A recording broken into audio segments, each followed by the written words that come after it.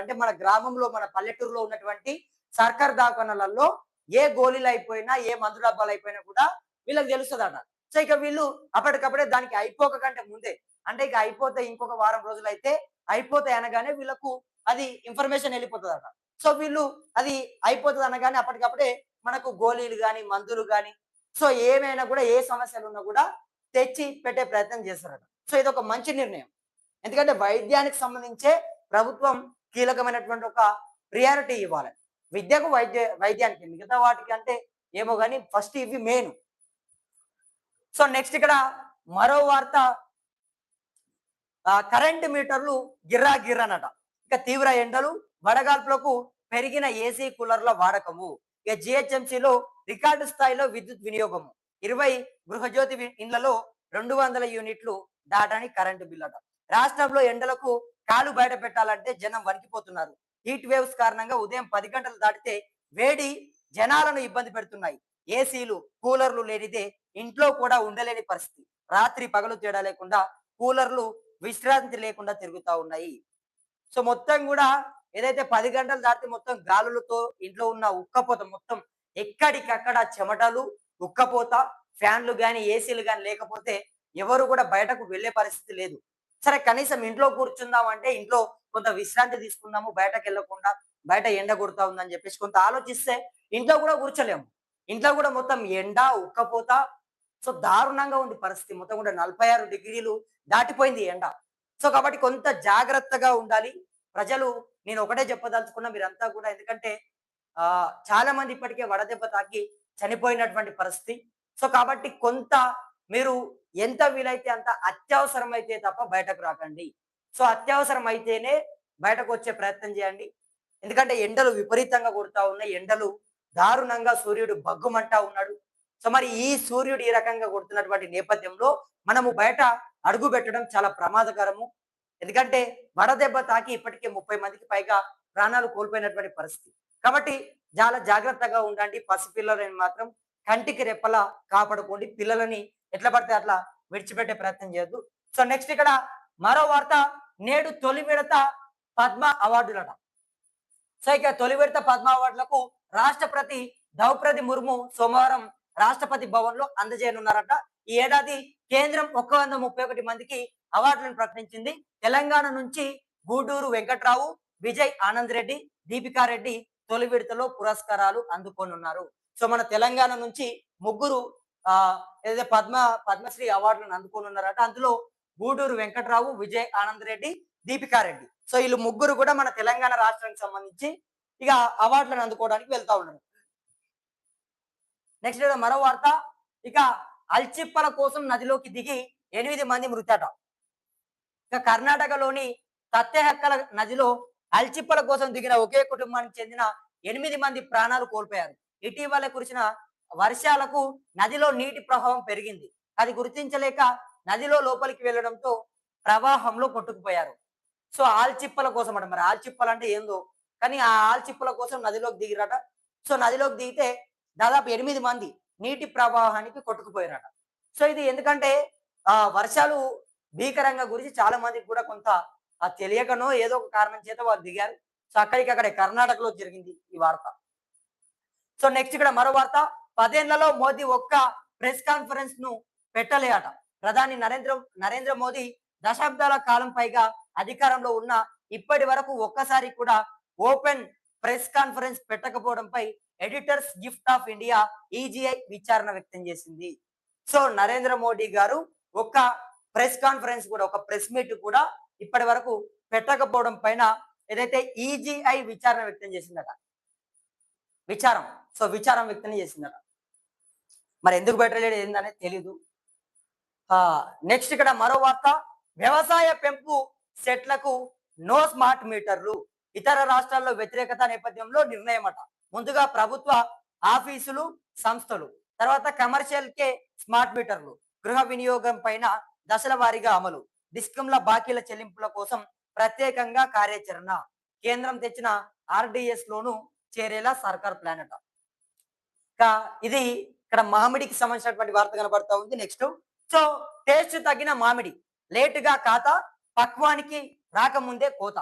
మగ్గబెట్టిన పండట్లే. రుచి తగ్గుతున్న మామిడి పండ్లు.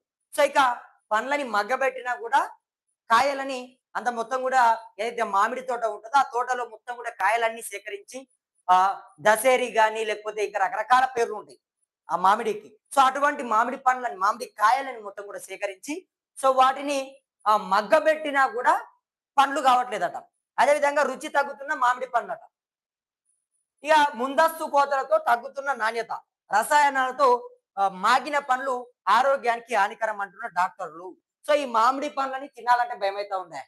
అరే! మామిడి పండ్లు ఎప్పుడు రావాలి? ఇంకా ఇంకొక అటు ఇటుగా ఇంకొక 20 రోజులు పడుతుంది సమయం. నిజంగా మామిడి పండ్లు మన చేతికి రావాలంటే ఇంకొక 20 రోజులో, 25 రోజులో పడతది. కానీ హైదరాబాద్‌లో ఒక నెల, 2 నెలల ముందు నుంచే మామిడి పండ్లు మొత్తం కూడా పచ్చగా మెరిసిపోతా ఉన్నాయి. ఎక్కడ చూసినా మామిడి పండ్లే కనబడుతుంది. సో, అవి నిజంగా పండ్లా అంటే కావు. అందులో కెమికల్స్, పౌడర్‌లు, స్ప్రేలు ఇవన్నీ కొడతారు. కొట్టి మంచిగా నిగనిగల ఆలేటట్టు మంచిగా మంచటి ఒక ఎర్రటి అంటే పసుపు రంగు ఉంటది గదా! సో, ఆ పచ్చటి పసుపు రంగుని ఆ మామిడి కళ్ళకు మామిడి కాయలన్నిటికి కూడా కొడతారు. సో, కొట్టి అక్కడ తెచ్చి పెడతారు. అందులో తియ్యగుంటాయా? మరి పుల్లగుంటాయా? అంటే తియ్యనే ఉంటాయి. ఎందుకు తియ్యగుంటాయంటే దానికి సంబంధించి స్ప్రేలు అవి ఇవి కొడతారు. టేస్ట్ రావడానికి, కలర్ రావడానికి చాలా మంది గూడా ఈ మామిడికాయలకు స్ప్రేలు అవి ఇవి కొట్టి ఈ రకంగా చేస్తా ఉన్నారు.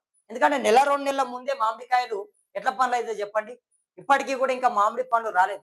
ఇంకొక 20 రోజులు పడుతది నిజమైనటువంటి మామిడి పండ్లు గనక మనం తినాలంటే. నిజమైనటువంటి మామిడి తోట నుంచి, మామిడి చెట్ల నుంచి పళ్ళు రాలి పడాలంటే ఇంకొక 20 రోజులో, 30 రోజులో సమయం పడతది. కానీ ఇప్పటికే దాదాపు ఒక నెల, 2 నెలల నుంచే నేను చూస్తున్నా. బయట మొత్తం కూడా వరుసగా పెట్టేసిర్రు.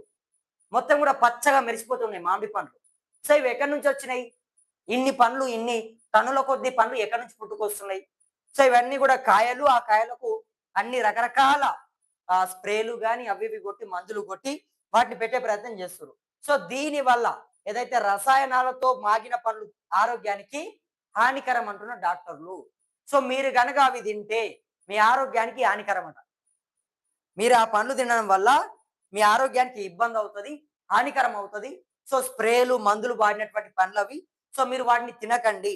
అవి మీ ఆరోగ్యం దెబ్బతీస్తాయని చెప్పేసి డాక్టర్లు చెప్తా ఉన్నారు. సో, నేను కూడా అదే చెప్తా ఉన్నా. ఏది పడితే అది తినొద్దు.